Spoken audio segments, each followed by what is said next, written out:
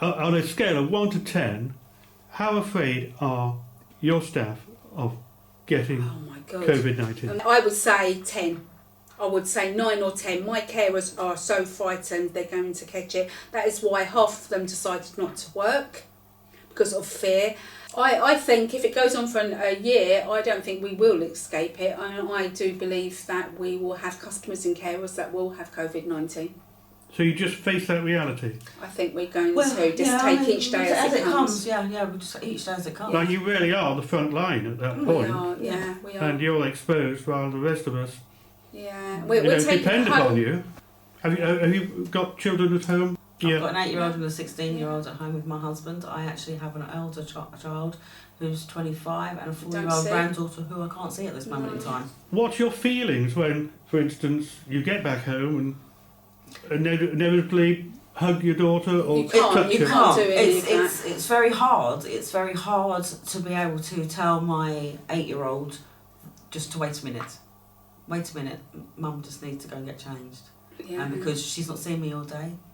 What would you feel if you did give it to members of your family? I would never forgive myself. I would not. My husband's got COPD, so he's got underlying health issues. He's got the letter from the GP and the government saying he can't work, so he's out of work. But I'm still on the front line working, and I could take home anything to him any night.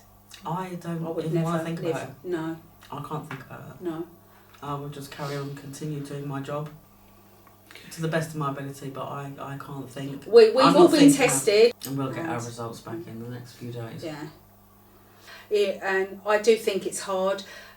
We constantly keeping them updated. So Bluebird Care give us policies and letters to send out to carers. I mean, we've emailed them. We're constantly emailing them with new updates. We're following the government guidelines, and we're connected to the government email update system. And so our care assistants they're are working emailed. in close proximity of each other as well, aren't they? On double ups, they're sharing cars. They're sitting side by side. They've been sitting on public transport, and all of a sudden they're meeting up and they're doing care together. They are putting each in one and their families at risk. I also believe us in the office are at risk as well. We could have worked from home, but we didn't. We believed as an office team that it wouldn't be beneficial. We didn't want to do that. We wanted to be there to show our care assistants that we're no different to you. Yeah, the team. You're out working. We know that you're out working. You're giving your best. But we're here in the office to be able to support you as well. Yeah. We could stay at home. The possibility is to stay at home, but we are needed here. We're chose not to because we aren't. This is our hub, and we're needed here. Yeah. What have the carers said to you? It's the fear of not knowing. It's the not knowing. We don't know if we've got, we say to them, look at the customers, look at signs and symptoms. If you think anything's unusual, let us know. But I think it is that fear of not knowing. Yeah. Have they got it? I mean, they know that they're fully supported. Yeah. They know that they're fully supported, and they have said that they feel that they're fully supported.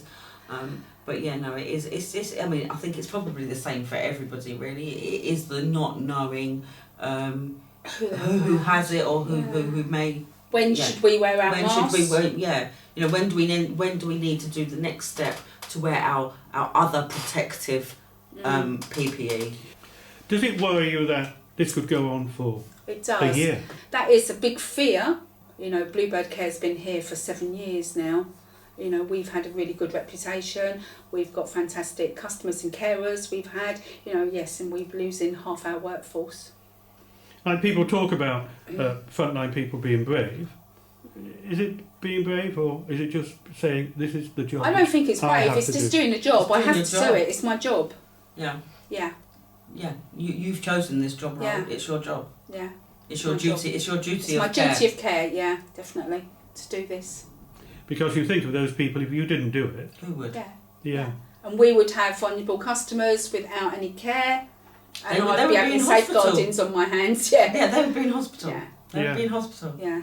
And there's nowhere to put them in hospital. No. Great admiration for you. Yeah, and for all your all Yeah, your staff. thank you. Well, we've had some really good feedback from some customers' families. Yeah. They're really praising us. You know, some carers. A carer brought in last week a little card, thank you card, saying the A-team. Yeah, you shared that, yeah. And that is so lovely to receive that for us as well, you know, to make us feel, wow, we are doing something out there. We thank our staff for what they're doing at this moment in time. Yeah. Yeah. I really, really appreciate everything that they're doing. I think everybody does. They are a fantastic team that I have on board at this moment in time. You know, we wouldn't be where we are today if it wasn't for them. And we will do everything that we can to protect them. Yeah.